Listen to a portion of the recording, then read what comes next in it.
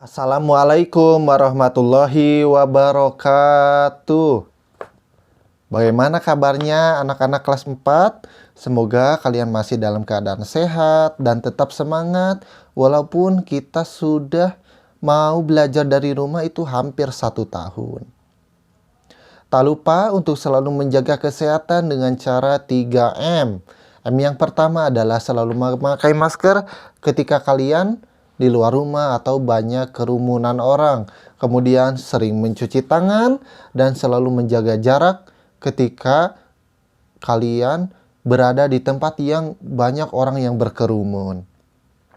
Bapak selalu mengingatkan untuk selalu menjaga 3M tersebut dan selalu makan makanan yang sehat supaya kalian tetap semangat belajar dalam keadaan sehat. 2 minggu kemarin kita sudah melaksanakan PTS, yaitu penilaian tengah semester. Nah, kemudian minggu kemarin kita belum belajar karena ada jeda PTS dan Bapak harus memeriksa hasil PTS kalian. Ada yang nilainya di bawah 75, ada yang nilainya di atas 75. Bagi yang nilainya di atas 75, pertahankanlah nilai tersebut. Kemudian yang di bawah 75, semoga kalian bisa terus semangat belajar lagi supaya bisa meningkatkan nilai belajar PAI kalian ya. Kemudian sekarang kita akan membahas mengenai Wali Songo ya. 3 minggu kemarin kita sudah belajar mengenai Wali Songo, mulai dari Sunan Gresik, ada Sunan Ampel, ada Sunan Bonang, ada Sunan Derajat, dan Sunan Gunus dan Sunan Giri. Kita akan membahas lanjutannya ya. Nah, lanjutannya adalah ada Sunan Kalijaga, ada Sunan Muria, dan Sunan Gunung Jati. Sebelum kita memulai pembelajaran, marilah kita berdoa bersama-sama terlebih dahulu. Bismillahirrahmanirrahim. Raditu billahi robba wa bil islami dina wa bi muhammadin nabiyya wa rasula. Rabbi zidni ilman warzuqni fahman. Amin. Anak-anak, mari mulai pembelajaran hari ini mengenai Sunan Kalijaga. Bagi yang sudah punya buku, kalian bisa lihat di buku paket agama kelas 4. Dan bagi yang tidak punya, kalian silahkan buka PDF-nya ya.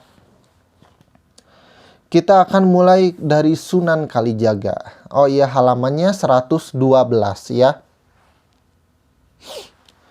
Sunan Kalijaga adalah putra Adipati Tuban yang bernama Tumenggung Wilatika atau Raden Sahur atau Raden Syahid Ahmad bin Mansur, yaitu Syekh Subakir. Ia adalah murid dari Sunan Bonang. Sunan Kalijaga juga menggunakan kesenian dan kebudayaan sebagai sarana untuk berdakwah seperti wayang kulit dan tembang suluk ilir-ilir, dan gunul-gunul pacul juga dianggap sebagai hasil karyanya. Kemudian yang ke-8 ada Sunan Muria atau Raden Umar Said. Sunan Muria atau Raden Umar Said adalah putra Sunan Kalijaga. Ia adalah adik ipar Sunan Kudus. Tempat tinggalnya ada di Gunung Muria yang terletak di Kota Kudus, Jawa Tengah. Seperti ayahnya, Sunan Kalijaga, ia berdakwah dengan cara lembut. Kesenian gamelan dan wayang tetap digunakannya sebagai alat berdakwah. Sunan Muria menciptakan tembang sinom dan kinanti. Sasaran dakwahnya para pedagang, nelayan, dan rakyat jelata. Kemudian yang ke-9 adalah Sunan Gunung Jati atau Syarif Hidayatullah. Sunan Gunung Jati atau Syarif Hidayatullah adalah putra Syarif Abdullah Umdatuddin. Ia berjasa mengembangkan Cirebon sebagai pusat dakwah dan pemerintahannya, yang kemudian menjadi Kesultanan Cirebon. Anaknya yang bernama Maulana Hasanuddin juga berhasil mengembangkan kekuasaan dan menyebarkan agama Islam di Banten sehingga kemudian menjadi Kesultanan Banten. Sunan Gunung Jati memberikan keteladanan yang baik dalam bekerja. Ia sering ikut bermusyawarah dengan para wali lainnya di Masjid Demak. Pada pembangunan Masjid Agung Sang Cipta Rasa, yaitu pada tahun 1480, Sunan Gunung Jati melibatkan banyak pihak termasuk para wali lainnya dan sejumlah tenaga ahli yang dikirim oleh Raden Patah. Nah, anak-anak, mungkin untuk mengenal nama-nama Wali Songo tersebut, kita cukup tahu nama Wali Songo dan nama aslinya ya, atau nama lengkapnya dan ciri khas cara berdakwahnya. Kita tidak disuruh untuk belajar lebih dalam mengenai Wali Songo karena kalau materinya lengkap nanti terlalu panjang materinya ya. Kemudian kita rangkum satu-satu ya mengenai Wali Songo. Wali Songo adalah orang yang beriman dan bertakwa kepada Allah Subhanahu wa Ta'ala. Kisah keteladanan Wali Songo masing-masing sebagai berikut. Sunan Gresik atau nama aslinya adalah Maulana Malik Ibrahim mengajarkan semangat dan berdakwah kepada rakyat jelata dan mengajarkan keterampilan hidup atau bercocok tanam. Jadi Sunan Gresik itu dakwahnya itu kepada rakyat kecil yang ada di pedesaan ya, dan selalu mengajarkan keterampilan hidup seperti bercocok tanam, menanam buah-buahan, menanam sayur-sayuran, menggarap sawah dan sebagainya. Nah, dakwahnya yang bercocok tanam tersebut, Sunan Gresik selalu memasukkan dakwah-dakwah mengenai Islam. Kemudian ada Sunan Ampel. Sunan Ampel adalah Raden Rahmat, mengajarkan Islam sebagai ajaran budi pekerti yang mulia dan falsafahnya yaitu Mohlimo. Jadi kalau Raden Rahmat atau Sunan Ampel itu selalu mengajarkan 5 falsafah ya, yang tidak boleh mencuri, tidak boleh berzina dan sebagainya.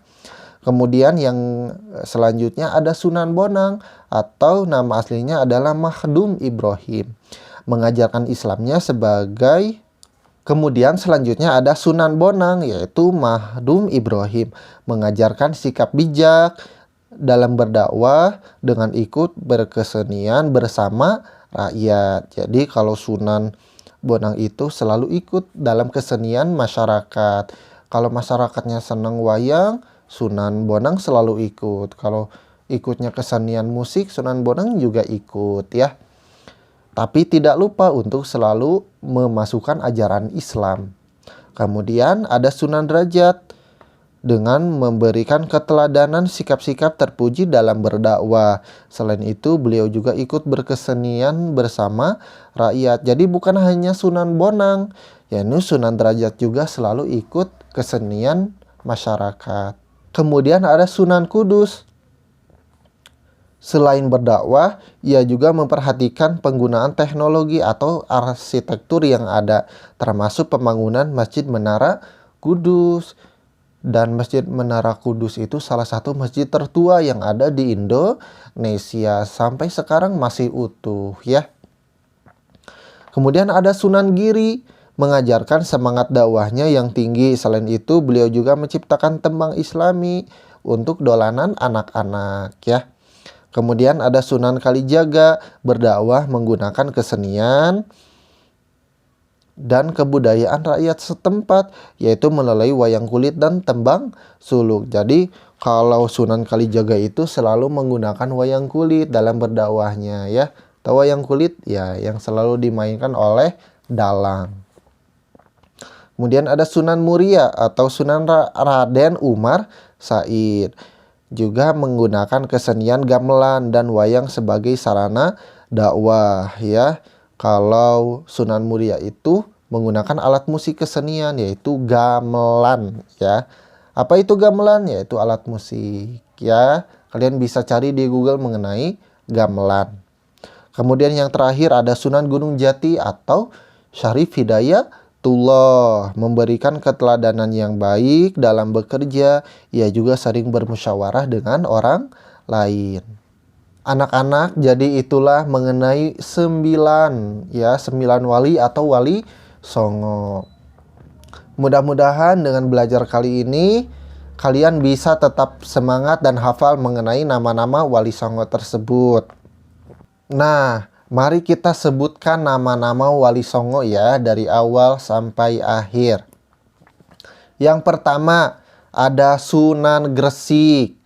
Yang kedua ada Sunan Ampel. Yang ketiga ada Sunan Bonang. Yang keempat ada Sunan Derajat. Yang kelima ada Sunan Kudus. Yang keenam ada Sunan Giri. Yang ketujuh ada Sunan Kalijaga. Yang kedelapan ada Sunan Muria. Dan yang terakhir adalah Sunan Gunung Jati ya. Nah, tugasnya kalian memvideokan atau buat video. Kalian merekam video menyebutkan nama-nama wali songo ya. Contoh video yang dikirim adalah seperti ini. Assalamualaikum warahmatullahi wabarakatuh. Perkenalkan, nama saya Ibnu dari kelas 4A. Saya akan membaca nama-nama wali songo. Yang pertama ada Sunan Gresik, kemudian ada Sunan Ampel, ada Sunan Bonang, ada Sunan Derajat, ada Sunan Kudus, ada Sunan Giri, ada Sunan Kalijaga, dan Muria, dan Sunan Gunung Jati.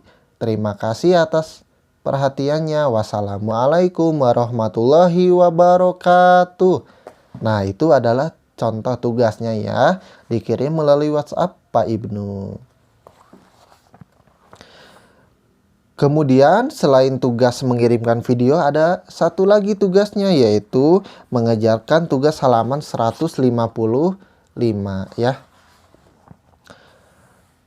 Dalam 155 itu ada bagian A, kemudian bagian B. Kalian kerjakan bagian A yang 5 soal, kemudian yang B yaitu yang tabel ya. Fotokan, kalau yang ini fotokan, kalau yang menyebutkan nama-nama divideokan ya.